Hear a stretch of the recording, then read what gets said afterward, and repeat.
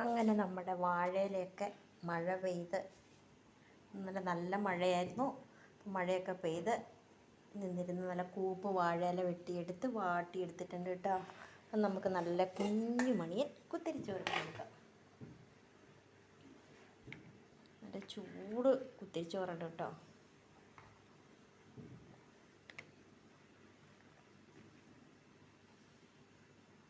ആവി പറക്കുന്ന കുത്തിരിച്ചോറ്.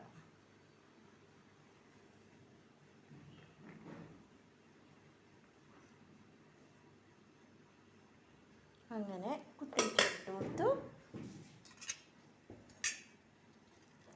എന്നത്തെ പോലെ നല്ല നാടൻ കോഴിമുട്ട വറുത്തതെന്ന് വെച്ച് കൊടുത്തു.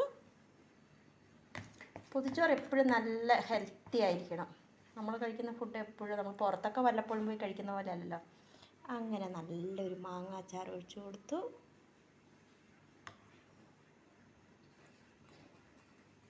പിന്നെ ഇന്ന് നല്ല കിരികിരാന്നിരിക്കുന്ന പച്ചമുള്ളൻ വന്നിട്ടുണ്ടായി.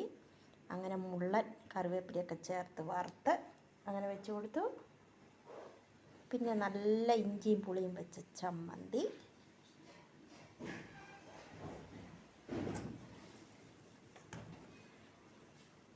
പിന്നെ ഇന്ന് എല്ലാ മലയാളികളുടെയും പ്രിയപ്പെട്ട അവിയൽ.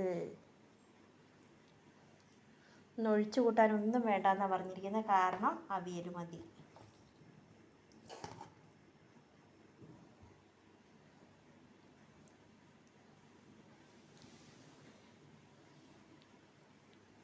അങ്ങനെ അവിയലും വെച്ച് കൊടുത്തിട്ടുണ്ട്. അങ്ങനെ നമ്മുടെ കിഴക്കാച്ചി പൊതിച്ചോറ് ഇവിടെ റെഡി ആയിട്ടുണ്ട്. അപ്പോൾ എന്തൊക്കെയാണെന്ന് ഒന്നും കൂടെ നോക്കിയാലോ. നല്ല നാടൻ കോഴിമുട്ട വറുത്തത്, മാങ്ങാച്ചാറ്, പച്ചമുള്ളൻ വറുത്തത്, തേങ്ങ ചുട്ടരച്ച ചമ്മന്തി, നല്ല അവിയൽ. പിന്നെ ഈ പ്രാവശ്യമേ ഞാൻ വെളിയിൽ പോയപ്പോൾ എന്നോട് ഒരാൾ ചോദിക്കണ്ടേ എന്താണ് സൗന്ദര്യം എന്ന്. എൻ്റെ അഭിപ്രായത്തിൽ എന്താണെന്നറിയോ, സൗന്ദര്യം എന്ന് പറഞ്ഞാൽ കറുപ്പിനും വെളുപ്പിനും ഒന്നുമല്ല. ആ മനസ്സിനുള്ളിൽ സൗന്ദര്യം ഇല്ലെങ്കിൽ പിന്നെ ഒന്നും പറഞ്ഞിട്ട് കാര്യമില്ല. മറ്റുള്ളവരെ ചേർത്ത് പിടിക്കാനും അവനവൻ്റെ കുടുംബം സന്തോഷകരമായി നോക്കാനും എല്ലാവരും ഉൾക്കൊള്ളാനും ഒന്നും കഴിയുന്ന ഒരു മനസ്സിൻ്റെ ഉടമയാണെങ്കിൽ അവിടെ നല്ല സൗന്ദര്യമുണ്ട്. അത് കറുപ്പായാലും വെളുപ്പായാലും കളറിലൊന്നും അല്ല കേട്ടോ കാര്യം. അവനവൻ്റെ മനസ്സിനുള്ളിൽ നല്ല സൗന്ദര്യം ഉണ്ടാകണം. അപ്പം തന്നെ ഒരു കുടുംബജീവിതം വളരെ സന്തോഷമായിട്ട് പോവുള്ളൂ. അപ്പോൾ എല്ലാവരുടെയും ജീവിതം സന്തോഷകരമായിട്ട് മുന്നോട്ട് പോട്ടെ. ഇത് 2024 ലാസ്റ്റത്തെ പൊതിച്ചോറാണ് കേട്ടോ എൻ്റെ. അപ്പോൾ എല്ലാ കുടുംബങ്ങളിലും ഒരുപാട് സന്തോഷവും നന്മകളും സന്തോഷങ്ങളൊക്കെ ഉണ്ടാകുന്ന ആശംസയോടെ നമ്മുടെ പൊതിച്ചോറ് റെഡി ആയിട്ടുണ്ട് കേട്ടോ.